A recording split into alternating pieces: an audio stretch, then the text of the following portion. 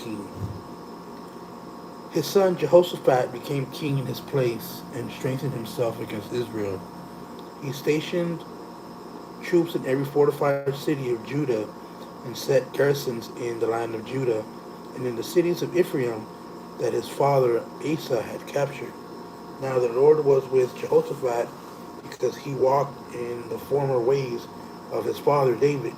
He did not seek the Baals, but sought the God of his father and walked by his commands, not according to the practices of Israel.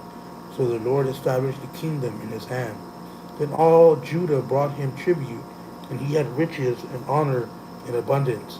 His mind rejoiced in the Lord's way, and he again removed the high places and Asherah poles from Judah. In the third year of his reign, Jehoshaphat sent his officials, Ben-Hail, Obadiah, Zechariah, Nathaniel, and Micaiah, to teach in the cities of Judah. The Levites with them were Shemaiah, Nethaniah, Zebediah, Azael, Shemiramoth, Jehonathan, Adonijah, Tobijah, and Tob. Adonijah, the priest, Elishama, and Jeroham was these Levites. They taught throughout Judah, having the book of the Lord's instruction with them. They went throughout the towns of Judah and taught the people. The terror of the Lord was on all kingdoms of the lands that surrounded Judah, so they didn't fight against Jehoshaphat. Some of the Philistines also brought gifts and silvers as tribute to Jehoshaphat, and the Arabs brought him flocks, 7,700 rams, 7,700 male goats. Jehoshaphat grew stronger and stronger. He built fortresses and storage cities in Judah and carried out great works in the towns of Judah. These are the number according to the ancestral families for Judah, the commanders of thousands. Adnah, the commander, and 300,000 valiant warriors with him. Next to him, Jehohanan, the commander of 280,000 with him. Next to him, Amasiah, son of Zikri, the volunteer of the Lord, and 200,000 valiant warriors with him. From Benjamin, Eliadad, and a valiant warrior, and 200,000 with him, armed with bow and shield. Next to him, Jehozabad, and 180,000 with him, equipped for war. These were the ones who served the kings, besides those he stationed in fortified cities throughout all of Judah. Now Jehoshaphat had riches and honor in abundance, and he made an alliance with Ahab through marriage. Then after some years he went down to visit Ahab in Samaria. Ahab sacrificed many sheep, goats, and cattle for him and for the people who were with him. Then he persuaded him to attack Ramoth Gilead for Israel's king. Ahab asked Judah's king, Jehoshaphat, "Will you go with me to Ramoth Gilead?" He replied to him, "I am as you are, my people as your people. We will be with you in battle." But Jehoshaphat said to the king of Israel, "First, please ask what the Lord's will is." So the king of Israel gathered the prophets, 400 men, and asked them, "Should we go to, to Ramoth Gilead for war, or should I refrain?" They replied, "March up, and God will hand it over to the king." But Jehoshaphat asked, "Isn't there a prophet of the Lord here anymore? Let's ask him." The king of Israel said to Jehoshaphat, "There's still one man who can inquire of the Lord, but I hate him because he never prophesies good about me, but only disaster. He is Micaiah, son of Imlah." "The king shouldn't say that," Jehoshaphat replied. So the king of Israel called an officer and said, "Hurry and get Micaiah, son of Imlah." Now the king of Israel and the king Jehoshaphat of Judah, clothed in royal attire, were each sitting on his own throne. They were sitting on the threshing floor at the entrance to Samaria's gate, and all prophets were prophesying in front of them. Then Zedekiah, son of Chinana, made iron horns and said, "This is what the Lord says, you will gore the Arameans with these until they are finished off." And all the prophets were prophesying the same.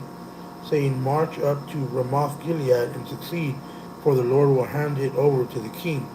The messenger who went to call Micaiah instructed him, "Look, the words of the prophets are unanimously favorable for the king, so let your words be like theirs and speak favorably."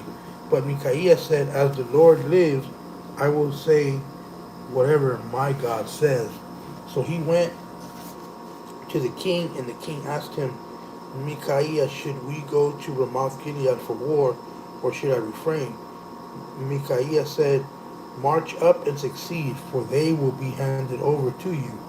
But the king said to him, "How many times must I make you swear not to tell me anything but the truth in the name of the Lord?"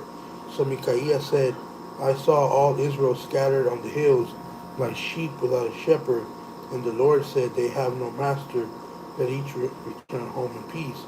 So the king of Israel said to Jehoshaphat, "Didn't I tell you, you never prophesied good about me, but only disaster?" And Micaiah said, "Therefore hear the word of the Lord. I saw the Lord sitting on the throne, and the whole heavenly army was standing at his right hand and at his left hand. And the Lord said, Who will entice King Ahab of Israel to march up and fall at Ramoth Gilead?" So one was saying this, and another was saying that. Then a spirit came forward, stood before the Lord, and said, "I will entice him." The Lord asked him, "How?" So he said, "I will go and become a lying spirit in the mouth of all the prophets." Then he said, "You will entice him and also prevail. Go and do that. Now you will see the Lord has put a lying spirit into the mouth of these prophets of yours, and the Lord has pronounced disaster against you." Then then Zedekiah, son of Chinana, came up, hit Micaiah on the cheek, and demanded, "Which way did the Spirit from the Lord leave me to speak to you?" Micaiah replied, "You will soon see when you go to hide in an inner chamber on that day." Then the king of Israel ordered, "Take Micaiah and return him to Amon, the governor of the city, and to Joash, the king's son, and say, 'This is what the king says. Put this guy in prison and feed him only little bread and water until I come back safely.'" But Micaiah said, "If you ever return safely, the Lord has not spoken through me." Then he said, "Listen, all you people." Then the king of Israel and Judah's king Jehoshaphat went up to Ramoth Gilead, but the king of Israel said to Jehoshaphat, "I will disguise myself and go into battle, but you wear your royal attire." So the king of Israel disguised himself, and they went into battle. Now the king of Aram had ordered his chariots' commanders, "Do not fight with anyone at all except the king of Israel." When the chariots' commanders saw Jehoshaphat, they shouted, "He must be the king of Israel." So they turned to attack him, but Jehoshaphat cried out, and the Lord helped him. God drew them away from him. When the chariot commanders saw that he was not the king of Israel, they turned back from pursuing him.